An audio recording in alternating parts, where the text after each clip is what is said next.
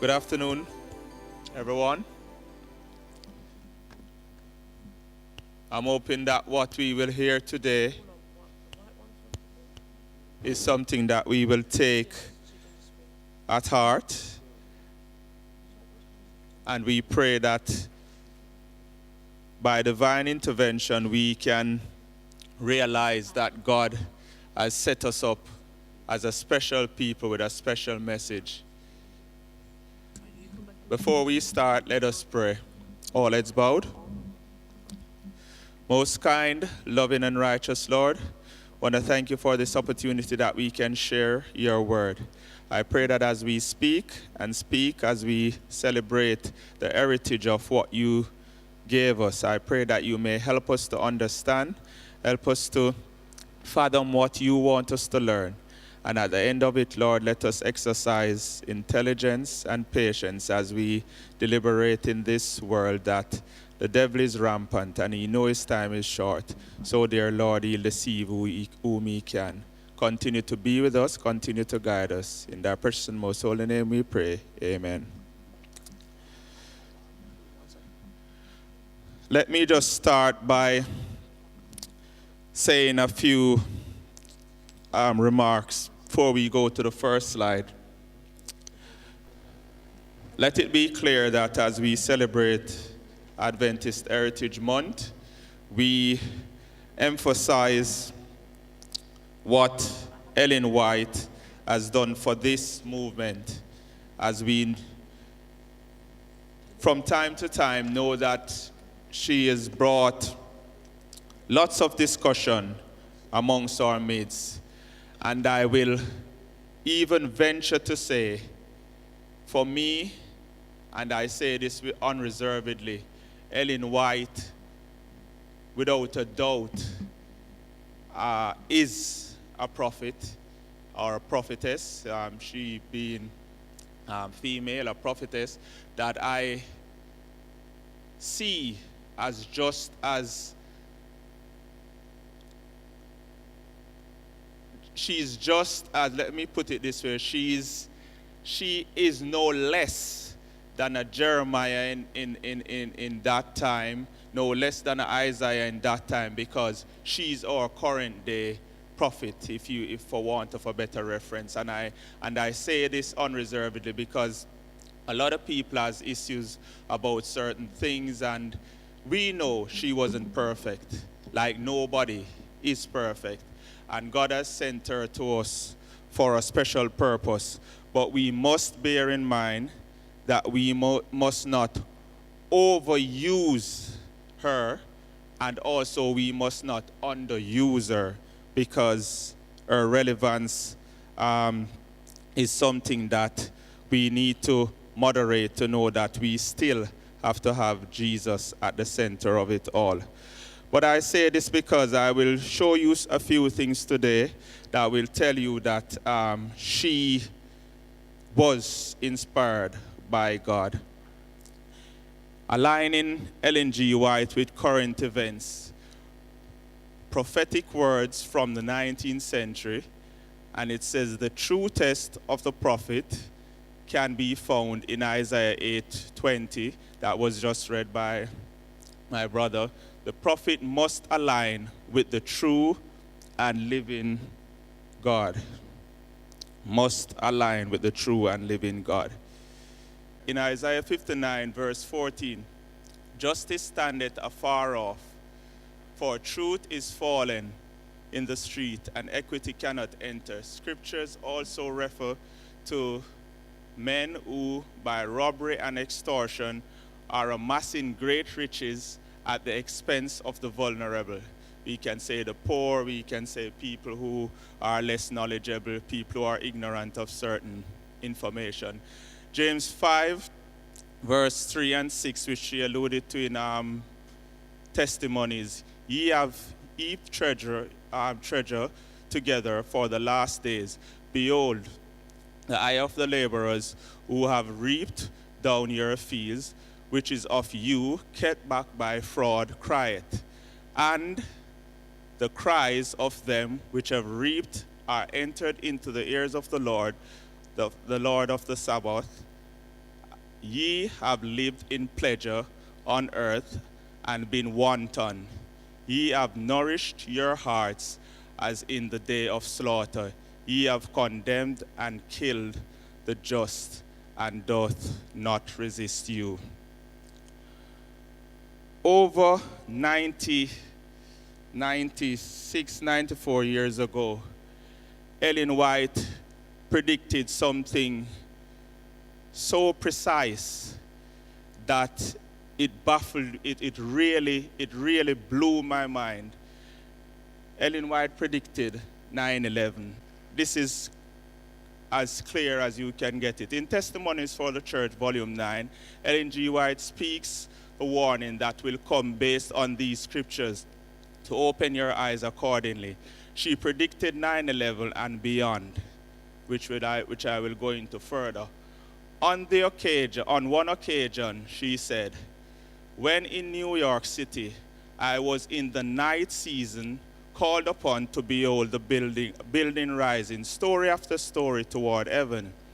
These buildings were warranted to be the proof and were erected to glorify the owners and builders, etc.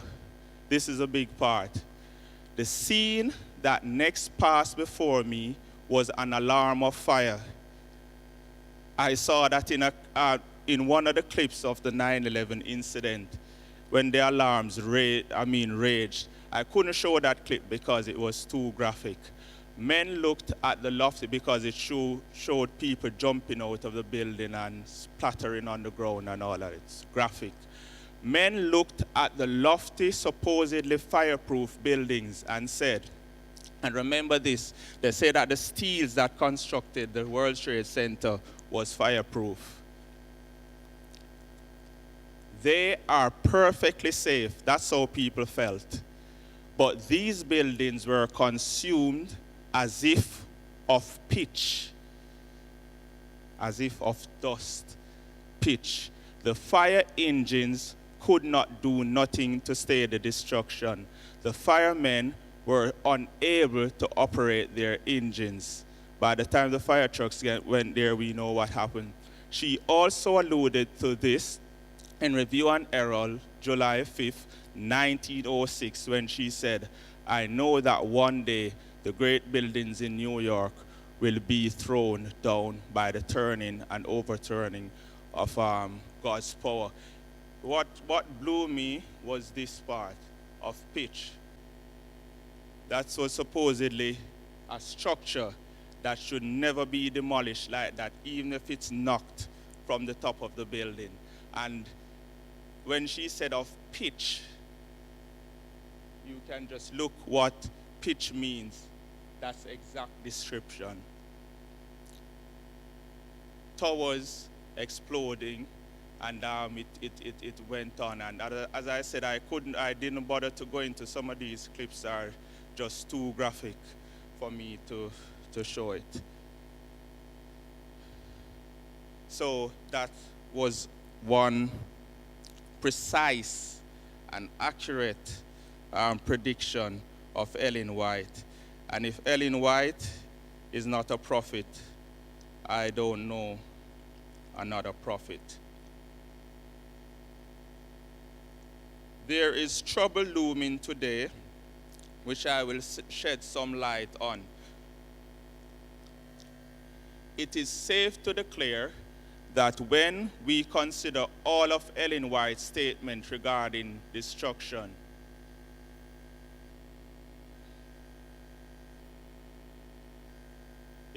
regarding destruction, she was predicting other events much worse than what happened on September 11, 2001.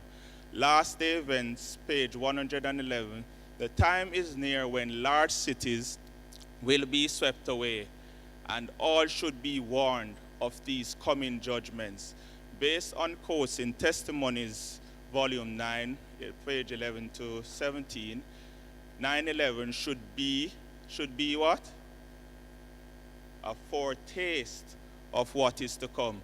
These are as follows. The enemy, and this is what is crucial for us to understand the next part. The enemy has succeeded in perverting justice and in filling men's heart with the desires of selfish gains. In the great cities, there are multitudes living in poverty and wretchedness, well nigh destitute of food, shelter, and clothing, while the same cities are those that have more than hearts could wish, who live luxuriously, spending their money on richly furnished houses, on personal adornments, or worse still, upon gratification of sensual appetites, on liquors, tobacco, and other things that destroy the power of the brain, unbalances the mind, and debase the soul. I allude to that because what she was saying there and all of that, it was referring to something that we will get more light on.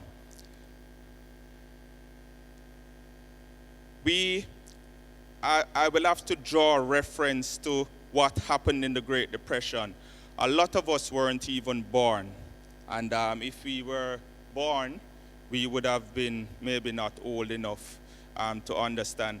I will draw from reference what happened in the Great Depression because it helps us to understand clearly from that base if we look at what happened in the Great Depression. I'll just give you an idea there. The Great Depression was when? 1929. So it was 1929 to the Second World War.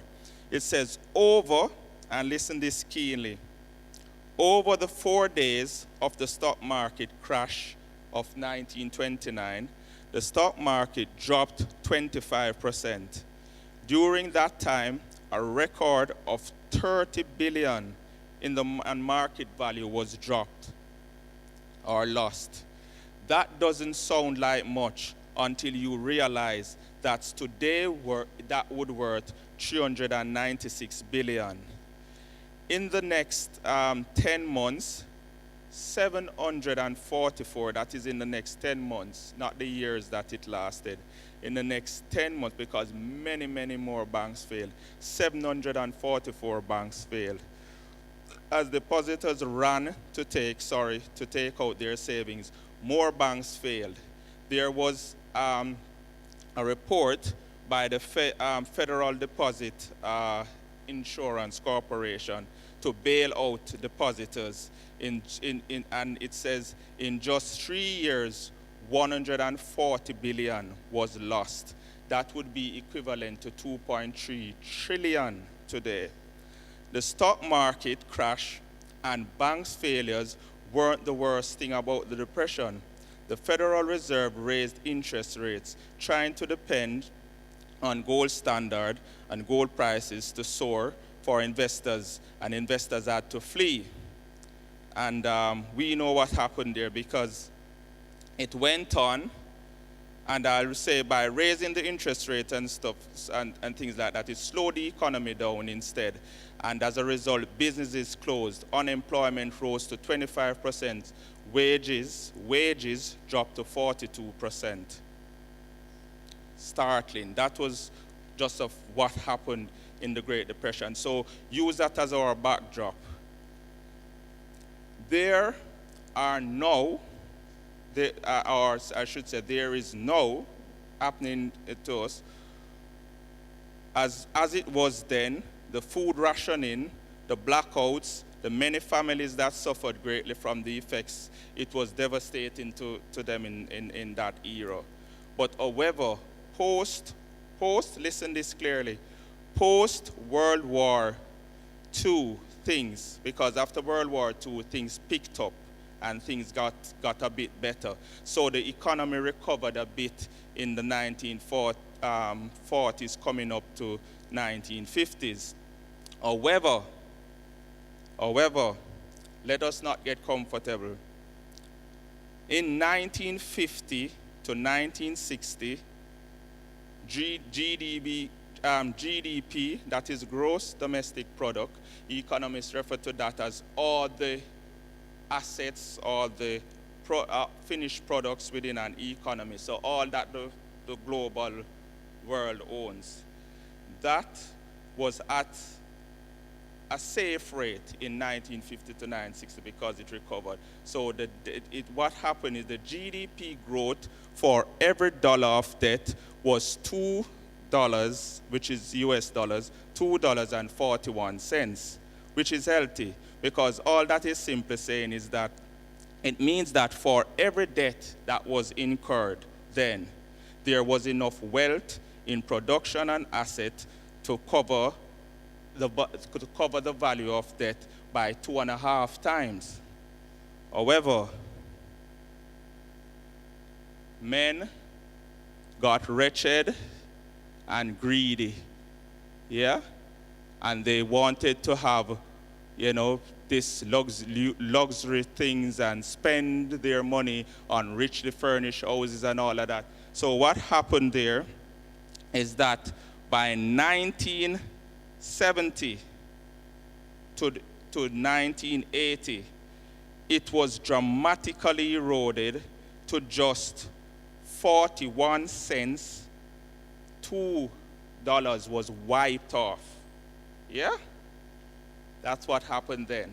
$2 wiped off. So now, for every debt you incur in that period, not now, in that period, in the 80s to the 90s, you only had 40 cents to cover that debt. Currently, it is coming out at an alarming measure of only 3 cents for every debt incurred. Okay? Now, there are 50 million Americans that are living on food stamps and supported by soup kitchen. 50 million Americans. The BBC News I was watching the other day recently reported that there's a dramatic increase in the need for food banks. Because people, as we know, people are dipping under the poverty line. When we go and do soup kitchen down there, you see the numbers growing. I can use another economic indicator to really highlight what's going on. And as I say, I won't go into graphics. What amazes me is that Ellen White, I'll read that shortly. Ellen White wasn't a theologian. She maybe went up to maybe a part of high school level she attained. And she actually predicted what economists and learned people, you understand, is just discovering way back then. You understand? So it says something about her. The economic indicator I will talk about is the misery index. This is simple. It's created by A. Ocon. Unemployment rate plus inflation rate. During the Great Depression, again, 1930 to 1940, this was at 27%. Today, that misery rate, which is unemployment plus inflation rate, is coming out, and that's globally at 32.89%. Jim Rickards recently said that one of the governors of the Federal Reserves accepted that the reserves, this is the Central Bank of America. What happened, every country have a central bank. The central bank supervises the commercial banks. So what happens is that these central banks have to keep a certain amount of funds in case the commercial banks need that to have an input in case there is any catastrophic event. So the Federal Reserve, they accepted that they are insolvent. You know why? The private American banking system is, listen this carefully, 60 trillion in debt on their balance sheet. 60 trillion in debt on their balance sheet. It doesn't stop there. the Federal Reserve have set aside approximately 56.2 billion in reserves in case of a catastrophe. 56.2 billion, because as I said, they have to set up this reserve. What happens? You walk into the commercial bank. Let me simplify it. You walk into the commercial bank. If you put £1 in the commercial bank, what they do, the government, the central bank, gives a restriction to say, all right, you can't lend out all of that £1 that Richard put in. You can lend 60 pence out of it. You have to keep back 40.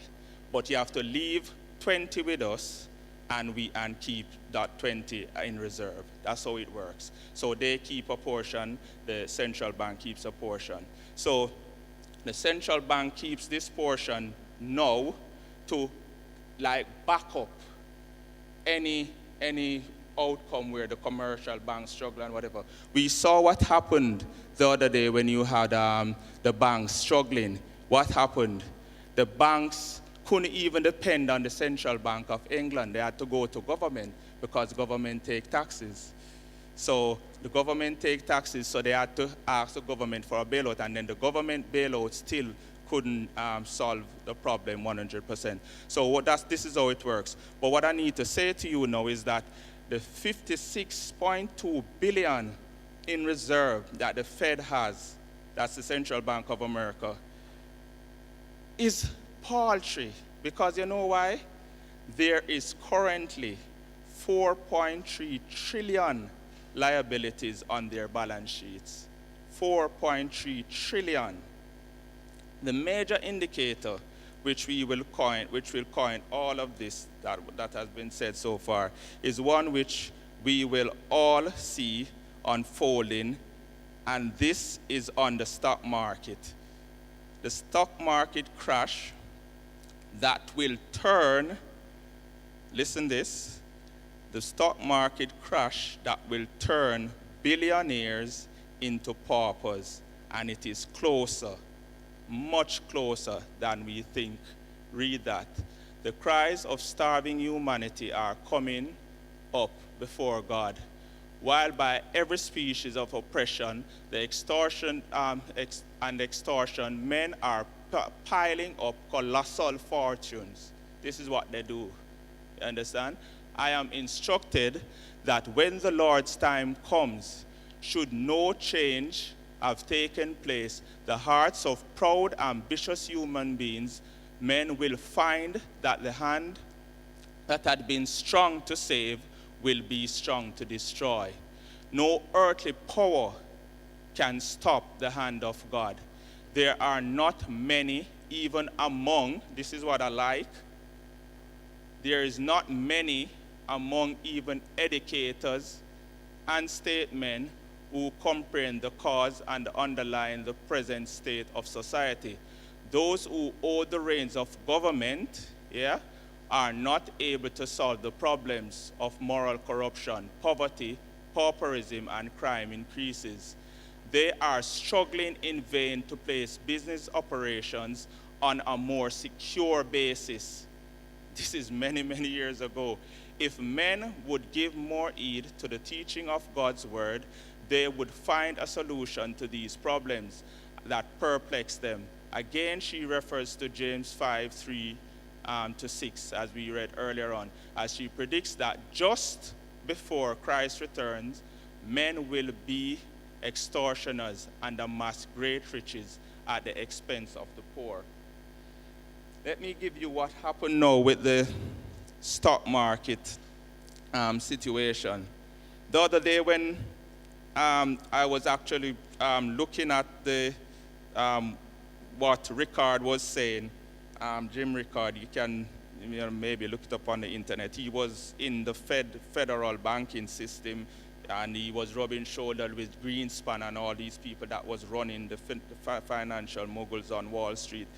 They use a ratio of measure that state global economy called the stock market capitalization to GDP ratio. And we know the stock market is just a representation of the funds in the economy. You hear me clearly, right? Okay. What happened? Simply put,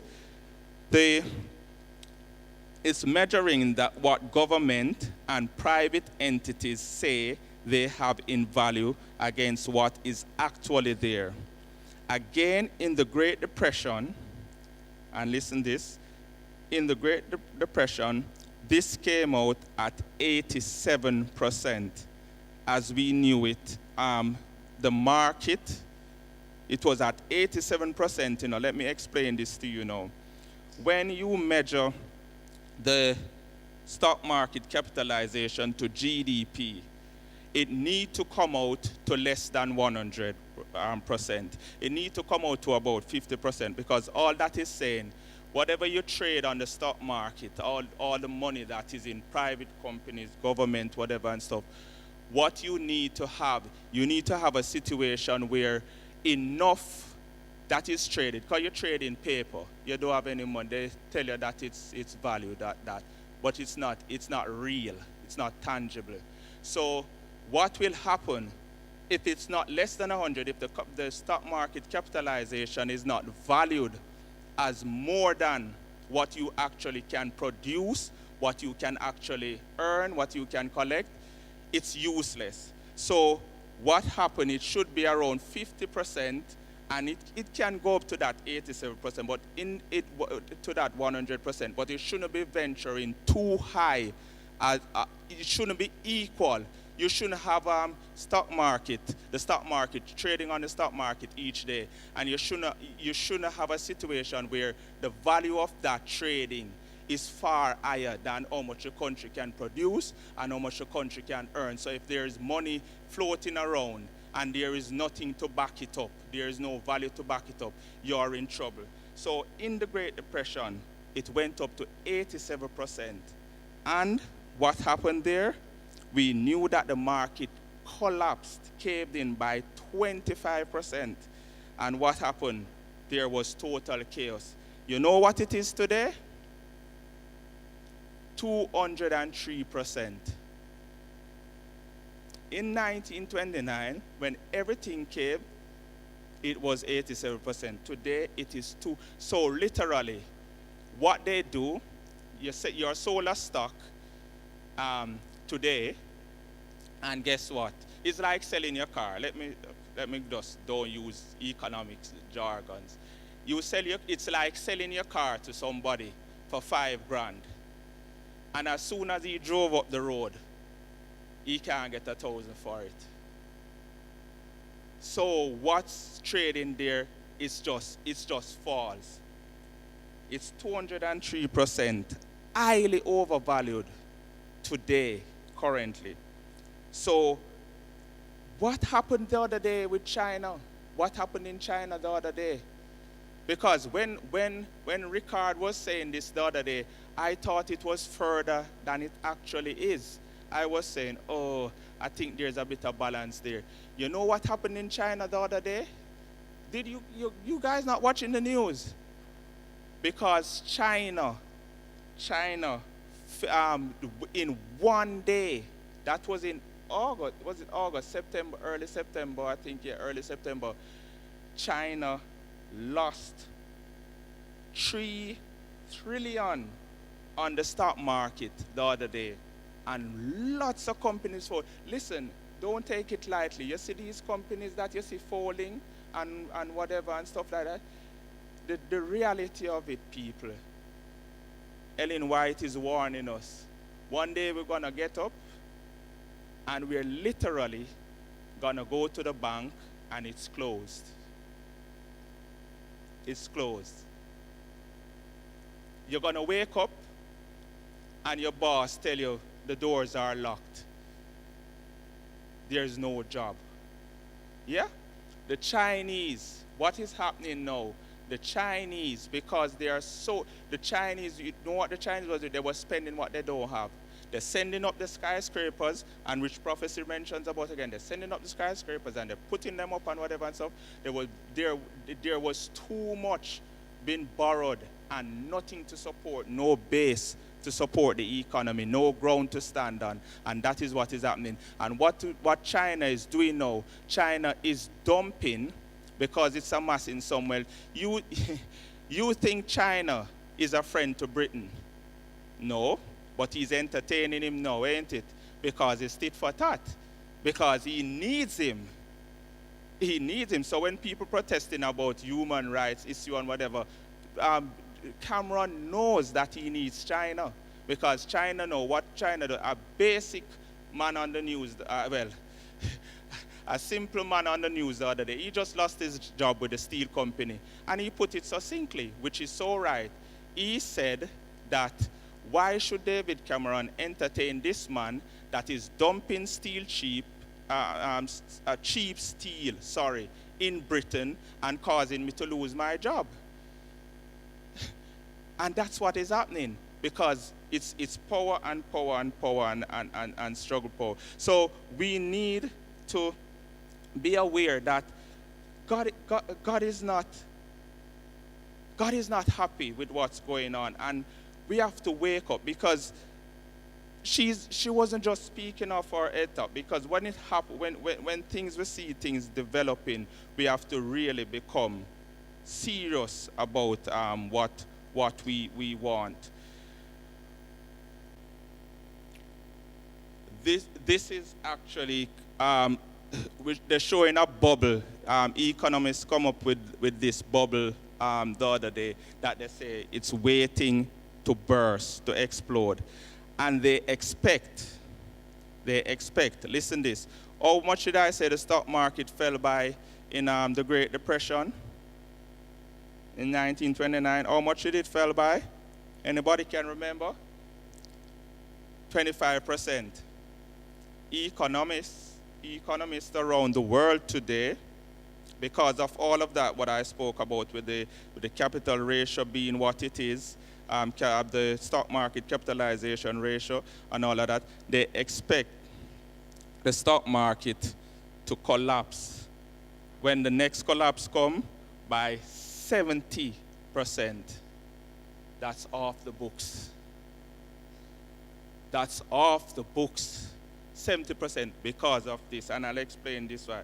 I can't go into this in much detail because it's very difficult to understand. But what happened, it's global derivatives market. And it's simply saying what I was saying about stock market capitalization. The derivatives is this. The politician came out the other day and said, banks are failing, the leaders in the banks, they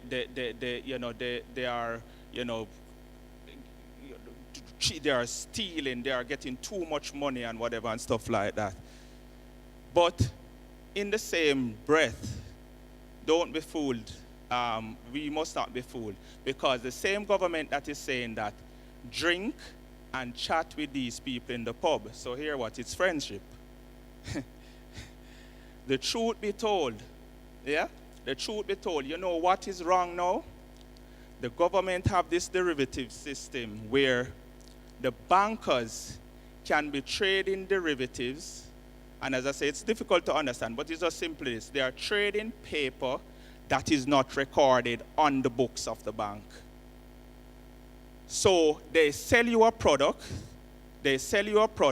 and they say, you know what? This is the value of it. But actually, there is no basis for it. So what this bubble that they're saying will explode, and we don't know when, and it may be closer than we think. What has happened is that this is even worse than the one I was telling you about, when you go in and you realize, oh, you sell the car and you realize it don't even worth $1,000. On paper, on the books. And that's why I say, when the banks crash this time, it's not going to be 1,000 banks. It's going to be a ripple effect right throughout US, UK, wherever. The sad thing is that they have trading today, yeah, on the derivatives market, 710. This is actually saying it different on a piece of post that I got. But I have 710. So this is even worse. This is what? 955 trillion. This is what I downloaded off the internet. Yeah? All we have to back up that in global GDP, that's what China have, Britain have, down to Jamaica have. 63 trillion. So any caving in, the bank can't save you. Government, literally, this is saying, if government charge you, if government say you're to turn over all your salary to tax, they still couldn't save the economy. Still can't save the economy. It's basically saying if you get up tomorrow and you work hard and the government say we're going to take all your money, that can't save you. That's the figure. So it's going up into, you know what that figure is going up to into? Quadrillion. What is quadrillion? 1,000 trillion. That's what it's going up into. Sorry, I don't have time to really break it, but at least, as I said, some of it, the figure will kind of confusing. The truth is, we are in a tricky position, and as I say, in wisdom, I would say this. I'm not saying go and take your money out of the bank, but think about, instead of, and this is just my take, instead of setting aside money to bury your loved ones or yourself, insure. Because it would be sad if you wake up next week and that money is not, you just hear the bank say, we are closed. We're in trouble. Yes, sir. Huh? No, insure whoever, your loved ones, yourself, you understand, and at least the repercussion, because the insurance companies may fail, but at least you don't have that wad put aside. You understand? You don't have that word put aside to do that because it won't compensate for it. So that's what I'm saying. So insure you, your loved ones, and yourself to make sure that you can cover it. All right, this is what came off the internet, and this was just some days ago. The catalyst for this guide has been the latest annual report on global risk from the World Economic Forum. Yeah? And this, as I said, this is just all taken from what is with government is saying and all the financial moguls coming together. We make no apology for referencing this excellent study because it provides vital insights into how industry leaders and experts perceive evolving interconnected risk that cut across national boundaries.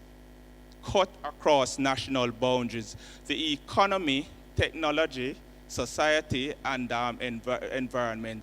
It says the World Economic Forum Global Risks 2014, so that is as recent as 2014, reports analysis of 31 global risk. 31 global risk over the coming what? Decade. Yeah? The risks are grouped under 5 classification: economic, environmental, geopolitical, societal, and technological, and measured in terms of their likelihood and potential impact.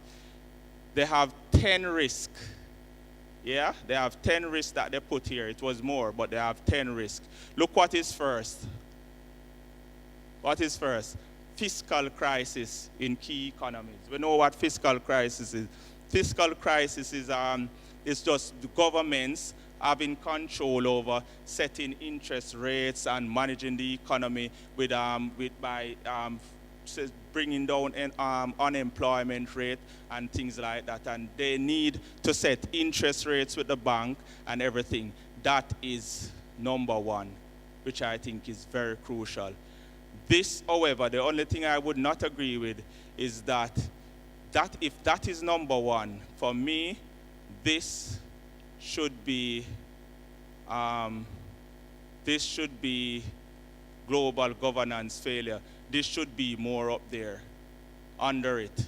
Because what government will do now, tell you that this is the main main problem.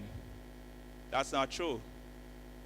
And they put everything under that heading to say that, oh, green, we could becoming green and, whatever and stuff.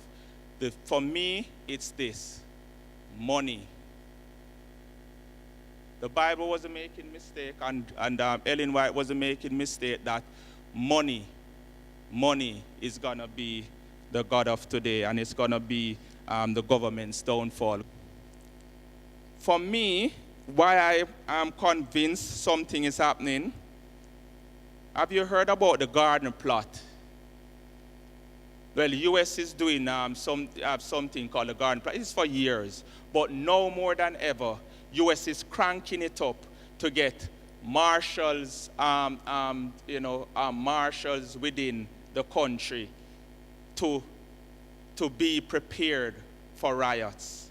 Yeah, be prepared for real economic civil war and stuff like that. They are actually recruiting people secretly, and that's evident on the internet. So if you look on the internet and just go to Gardner plot, you will see the real history of it. And they are recruiting.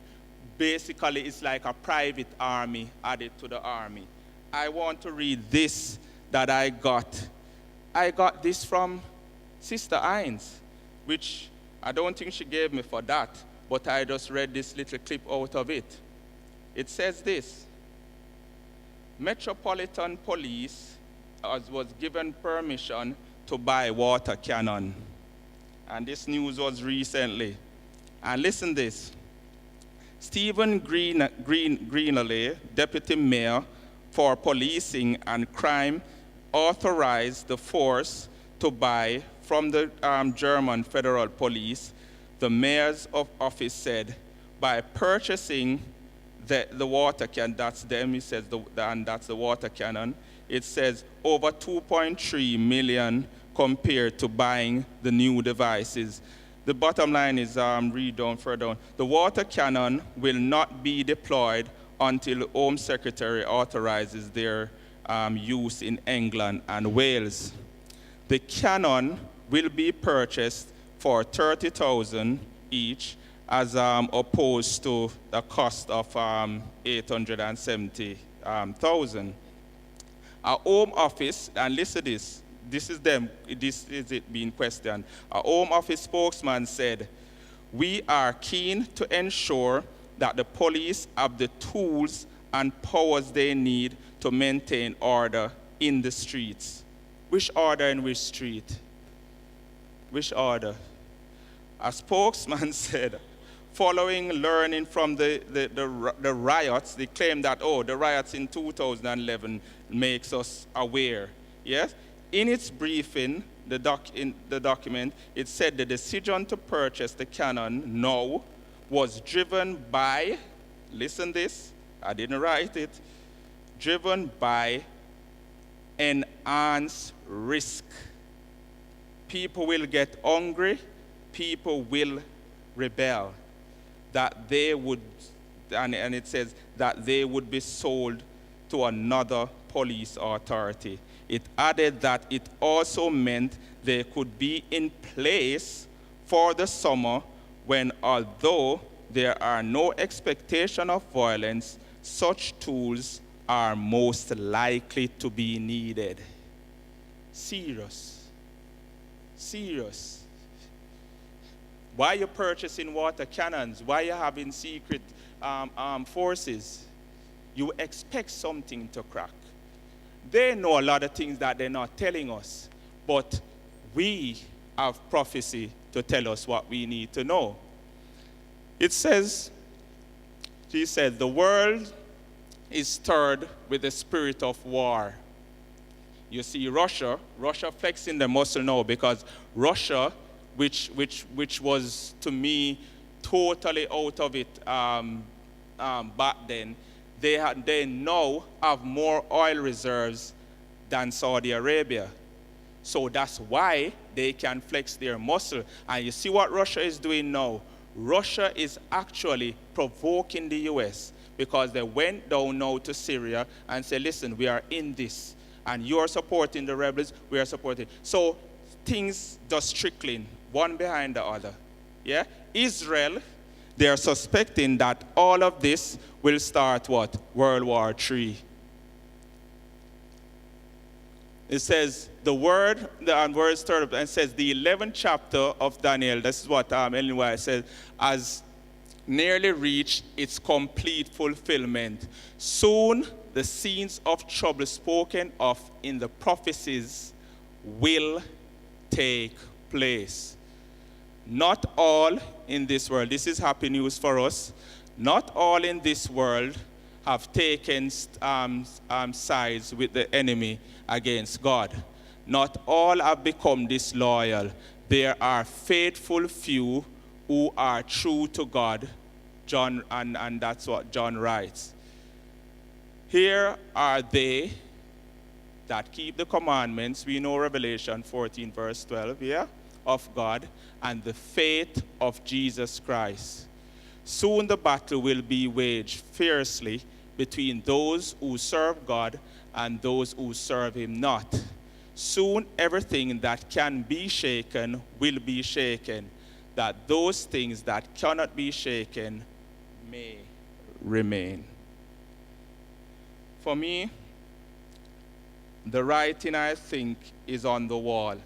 And Ellen White saw a trouble that for moons ago, she could not know that men will be spending, or they're spending, men will be, just callously living wanton lives and whatever and stuff like that. So for me, I see this time bomb ready. I mean, when that gentleman came out the other day with it, I really had my doubts and stuff.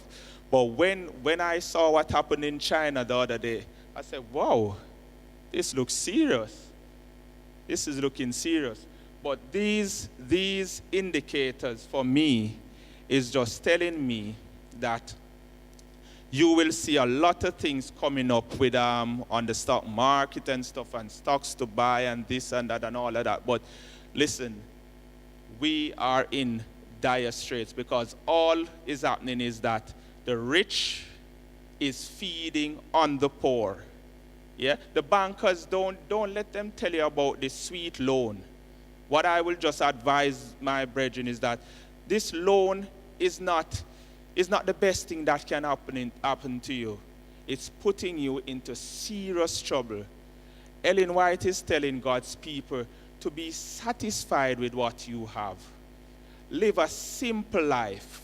The world is going to drag you into spending more than you can actually earn and maintain. And that's what it is. But when this bubble bursts, be mindful. God gave you the warning. And you have a prophet in Ellen G. White that if you read our works, and read, she don't have to be the best economist, she don't have to be the best accountant, she saw it long before us. So let us be vigilant. Watch the space. And I'm telling you that God, as Pastor said today, where is our hope? Be wise. Brethren, be satisfied with what you have. That's all I can say. Live a simple, God-fearing life. Thank you very much.